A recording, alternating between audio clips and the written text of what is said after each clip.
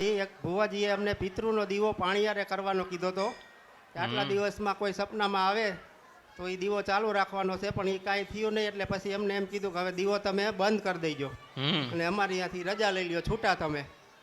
ના, પાણીયારે કીધું તો. અમારા ઘરમાં બહુ તકલીફ છે. મારા ઘરનાને હાજરી આવે છે, પેટ મોટું થઈ જાય, 9 મહિના પ્રેગ્નન્ટ હોય ને એવું, અને મને કહે છે કે તારે દુનિયાના છેડામાં જા, મારે જવાનું થતું નથી, મને કોઈ ઓળખી જ નથી શકતું કહે. પછી અલગ અલગ નામ દે, જ્યાં અમે જોરાવા ગયા જે એમ કહે ને એ હાજર થાય એને.